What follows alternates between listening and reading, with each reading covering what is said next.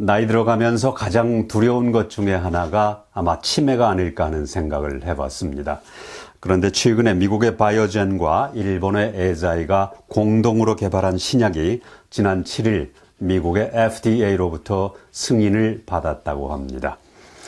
치매 원인 물질을 뇌에서 제거함으로써 치매 진행 과정을 늦추어주는 그런 효과가 있다고 합니다. 이 약을 개발한 두 회사는 앞으로 초기 치매 환자를 대상으로 임상실험에 들어갈 것이라고 합니다.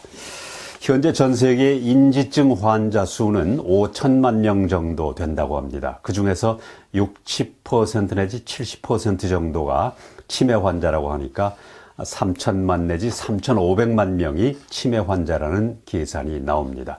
앞으로 치매로부터 좀 자유로워졌으면 좋겠습니다.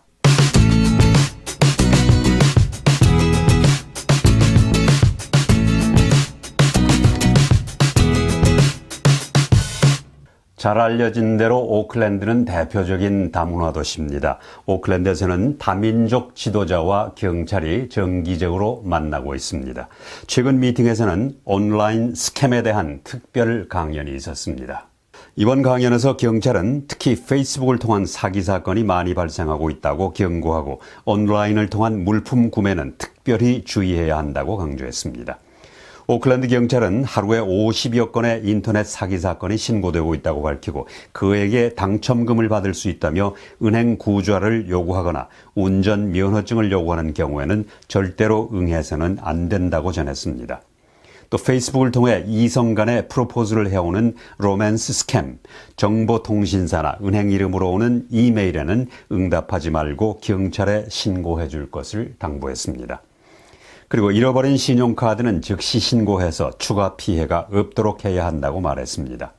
특히 페이스북의 마켓플레이스를 통해서 구입하는 물건은 배달되지 않는 경우가 많기 때문에 주의해야 한다고 강조했습니다. 남반구 최대 농업쇼인 필드데이 행사가 오는 16일부터 19일까지 해밀턴의 미스트리 크리크에서 열립니다. 이 행사는 단순한 농업쇼가 아니라 농업과 관련된 최신 기술을 선보이고 전 세계 미래의 농업 경제를 보급하기 위한 목적을 가지고 열리는 행사입니다. 올해 행사는 크게 두 개 분야로 나뉘어 전시되는데 전체 행사장의 94%는 농업, 원예 또는 1차 산업과 관련된 제품, 서비스가 전시되는 애그리 비즈니스 에리어이고 다른 하나는 도시와 시골을 하나로 묶는 농촌 생활 공간으로 농촌 생활을 향상시킬 수 있는 양질의 제품과 서비스를 선보입니다. 특히 올해 행사에서는 뉴질랜드 정부 기술개발업체인 칼라간 이노베이션과 뉴질랜드 외교부가 한국 마켓의 업데이트를 위해서 필립 터너 주한 뉴질랜드 대사를 초청해 한국 시장을 소개하게 됩니다. 작년에는 코로나 바이러스로 인해서 이 행사가 열리지 못했는데 지난 2019년 행사에서는 모두 12만 8,800여 명이 행사장을 방문했고 1,067개 업체가 참여했습니다. 올해는 한국의 현대를 비롯해서 메시대학과 팜랜드, 보다폰 등이 대형 협력업체로 이름을 올렸습니다. 저희 해피월드TV는 이 행사의 공식 미디어사로 취재하게 됩니다. 필드데이즈 행사는 별도의 프로그램으로 방송해드리겠습니다.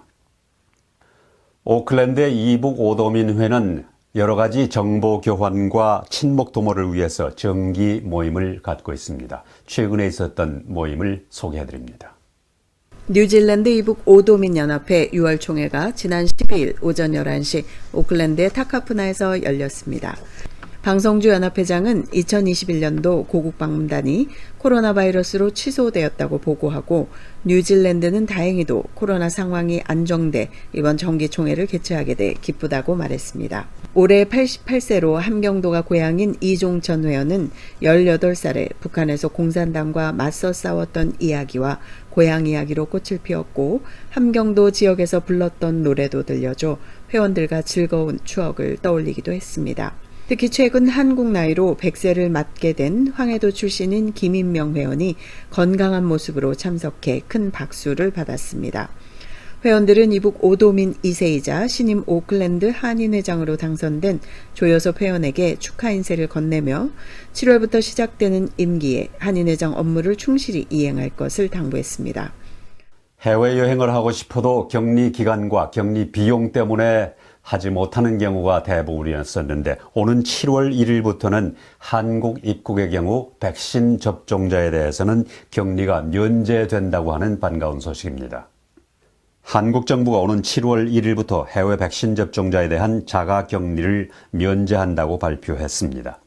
격리 면제 대상은 한국 내에 있는 직계가족을 방문하는 경우로 격리 면제를 받기 위해서는 재외공관에 격리 면제 신청서와 가족관계 증명서류, 예방접종 증명서, 서약서를 제출해야 합니다. 또 사업상 목적이나 학술, 공익적 목적, 인도적 목적 등으로 입국할 때도 격리 면제 대상이 됩니다. 기업인 등이 사업활동을 위해 입국하는 경우 기업인 출입국 종합지원센터에 격리 면제 신청서를 제출하면 관계부처에서 요건을 심사한 후 격리 면제서를 발급하게 됩니다. 다양성을 강조한 축제 드래곤 보트 페스티벌 We Are Family라는 주제의 행사가 지난 13일 오후 1시 뉴올린에 있는 중국 액티비티 센터에서 열렸습니다. 드래곤 보트 페스티벌 용선축제는 중국을 비롯한 아시아 여러 나라에서 열리는 중요한 민속 행사입니다. 이 축제 기간 동안 사람들은 뱃놀이 경주에 참여해 힘을 모으는 정신을 보여주고 찹쌀과 대나무 잎으로 만두를 만들어 가족의 유대감을 보여줍니다. 주최 측은 용선축제의 전통을 지키고 특히 코로나 바이러스 시대의 어려움을 극복하기 위해 힘을 모으자고 강조했습니다. This is a very important event because it celebrates the Dragon Boat Festival, but very importantly, it brings the wider communities together. Dragon Boat Festival is one of the most important cultural festival in Asia, particularly in the Chinese community. 오클랜드는 아름다운 해변, 다양한 음식, 그리고 온화한 기후, 음악과 예술이 잘 어우러지는 다문화 도시입니다. 최근에 발표된 이코노미스트 인텔리전스 유닛의 설문조사에 따르면 뉴질랜드는 코로나 바이러스 진압에 성공한 덕분에 비엔나, 멜번보다 더 좋은 점수를 얻어 세계에서 가장 살기 좋은 도시로 선정됐습니다. 뉴질랜드 수도 웰링턴은 가장 살기 좋은 도시 4위에 선정됐고 호주의 도시들은 10대 도시 중 4개가 선정됐습니다.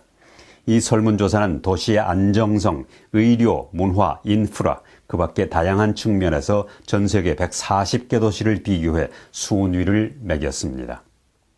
한편 매년 전 세계의 주택 가격을 조사해서 발표하는 데모그래피아에 따르면 오클랜드는 최근 세계에서 4번째로 주택 가격이 비싼 도시로 나타나 있습니다. 유럽이나 북미 도시인들은 코로나 바이러스로 인해 많은 스트레스를 받고 있는 데 반해 항해 도시로 불리는 오클랜드에서는 지난 2월 아메리카컵 요트 경기가 열렸고 많은 시민들은 럭비 경기장과 콘서트 그리고 오락 행사장을 찾았습니다. 요즘은 무엇이든지 궁금한 게 있으면 인터넷을 찾아봅니다. 그만큼 편리한 세상이 되긴 했지만 반면에 사람을 속이기도 그만큼 쉽다는 얘기가 될 것 같습니다.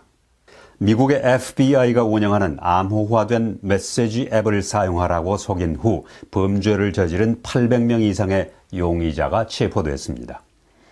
호주와 미국의 FBI가 공동으로 실시한 검거작전에서 아놈 앱을 설치한 범죄자들을 체포했는데 이들은 마약 밀수, 돈 세탁 그리고 살인 음모에 대한 경찰 정보를 모니터해왔습니다. 경찰 관리들은 이번 작전이 획기적인 것이었다고 말하고 이들 용의자들은 마약 조직과 마피아들과 관련돼 있었다고 전했습니다. 경찰은 이번 작전에서 마약, 무기, 고급 차량과 현금도 압수했는데 이 작전은 12개 이상의 나라에서 동시에 진행됐습니다. 이번 작전에서는 8톤의 코카인과 250정의 총, 그리고 다양한 전 세계의 화폐와 암호화폐 4,800만 달러 이상을 찾아냈습니다. 호주의 스콧 모리슨 총리는 이번 작전이 세계적인 조직 범죄에 큰 타격을 입혔다고 말했습니다. 유럽연합 경찰기관인 유로폴은 그린라이트라고 하는 이번 작전에서 암호화된 통신 장비를 찾아낸 것이 사상 최대의 수확이었다고 말했습니다.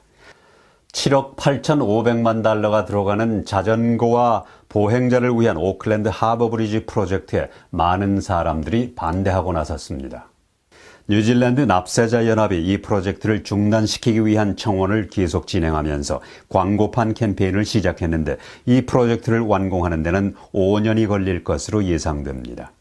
마이클 우드 교통부 장관은 지난 6월 4일 기존의 하버브리지 옆에 자전거와 보행자들을 위한 독립형 구조물을 만들겠다고 발표했습니다. 이에 대해 납세자 연합 노조 대변인은 성명을 통해 이 다리를 건설하기 위해서는 뉴질랜드 전국에 가구당 370달러를 부담해야 하는 허용 프로젝트라고 말했습니다. 납세자 연합 노조는 현재 2만 명 이상의 서명을 받은 청원서를 정부에 제출하고 이 프로젝트의 자금 지원 중단을 촉구했습니다. 2년 전 크라이스트처치에서 발생한 테러 총격 사건을 내용으로 하는 헐리우드 영화 They Are Us를 제작한다는 소식이 들리자 이미 5만 5천여 명의 시민들이 이 제작에 반대한다는 청원을 냈습니다. 뉴질랜드 이슬람 여성협의회 대변인은 크라이스트처치 테러 공격을 내용으로 하는 영화 They Are Us는 잘못된 것이고 타이밍도 좋지 않은 것이라고 말했습니다. 이슬람 여성협의회의 안줌 라만 대변인은 이 영화는 51명의 희생자와 비극의 중심에 있는 가족들의 초점을 맞춰야 한다고 말했습니다.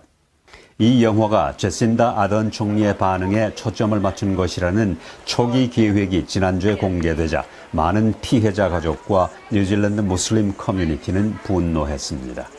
이에 대해 아던 총리는 자신은 이 영화에 관여하지 않았고 그 내용도 모르고 있다고 말했습니다.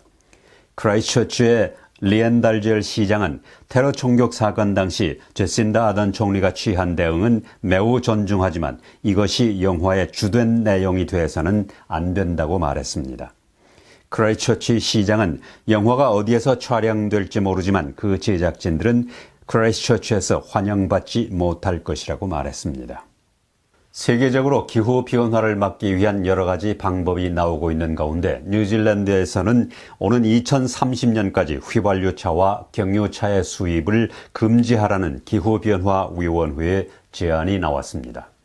한 정비사는 가솔린과 디젤 자동차 수입을 금지하라는 기후변화위원회의 권고가 시행되면 수만 개의 자동차 정비공장 일자리가 없어질 것이라고 말했습니다. 지난주 기후변화위원회는 뉴질랜드의 탄소 배출량을 줄이는 방법에 대한 최종 조언을 정부에 보냈습니다. 기후변화위원회는 정부에 대해 가솔린 자동차와 디젤 자동차 수입을 2030년까지 금지하는 것이 이상적이지만 2035년까지는 반드시 금지해야 한다고 밝혔습니다. 기후변화위원회 권고사항이 실시될 경우 지난 2018년에 17,700명이었던 정비공이 2035년에는 2,300명 정도 줄어들 것으로 예상됩니다. 자동차 정비업은 전기 자동차의 수입이 늘어나고 걷기 운동, 자전거 타기 그리고 대중교통수단의 이용이 늘어나면서 영향을 받을 것으로 보입니다. 호주의 브리즈번이 오는 2032년 올림픽을 유치할 가능성이 커졌다는 소식입니다.